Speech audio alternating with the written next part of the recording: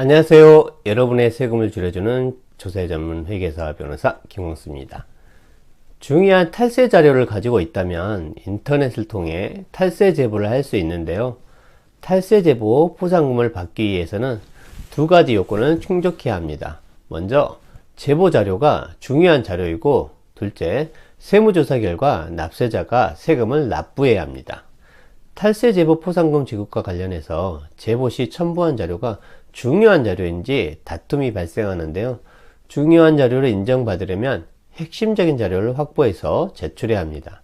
그러면 어떤 자료들이 탈세 제보 시 첨부돼야 중요한 자료로 인정받아 포상금을 지급받을 수 있는지 알아보겠습니다. 중요한 자료는 탈세 제보 시 첨부된 자료만 봐도 세금을 추징할 수 있을 정도로 핵심적인 자료에 해당해야 합니다. 예를 들어 구체적인 탈세 내용이 기재된 매출 누락장부, 차명계좌 입금 내역을 정리한 자료, 비밀장부, USB, 회사 내부 보고서, 임명계약서, 판결문 등이 이에 해당합니다.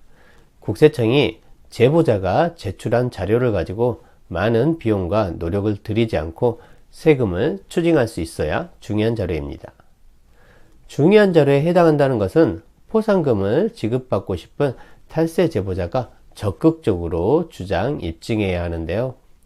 구체적인 탈세 사실 기재 없이 차명계좌만 제출했다면 차명계좌 신고포상금 100만원만 지급합니다.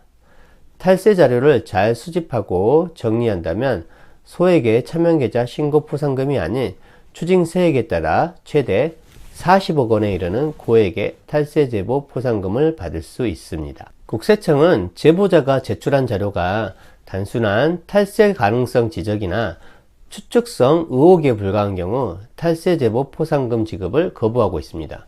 국세청이 탈세 제보 포상금 지급을 거절하거나 소액의 차명계좌 신고 포상금 지급만 인정한다면 어떻게 해야 할까요?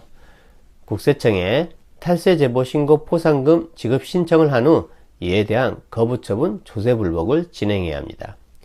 포상금 지급 거부에 대해 이의신청, 조세심판은 심판 청구 과정에서 적극적으로 중요한 자료, 정보라는 것을 입증해야 합니다.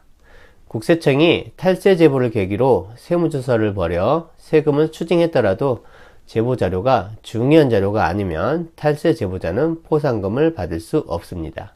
지금까지 탈세 제보 포상금을 받기 위해 제보 시 첨부 자료가 중요한 자료라는 판단을 받아야 한다는 것을 알아봤는데요. 회사에서 실무를 담당하시고 있는 분들이라면 어떤 자료가 이에 해당할 것인지 쉽게 그림이 그려지실 겁니다. 국세청은 탈세 제보자의 신분을 철저히 보호합니다. 그래서 세무조사를 받는 당사자는 탈세 제보를 이유로 세무조사가 시작되었는지 알기 어렵습니다. 탈세 행위는 언젠가는 밝혀져 많은 가산세, 형사처벌까지 이루어지게 됩니다. 성실하게 세금을 신고 납부하시고 적법하게 절세할 수 있는 부분은 적극적으로 활용하시기 바랍니다. 지금까지 절세변호사 김광수였습니다. 감사합니다.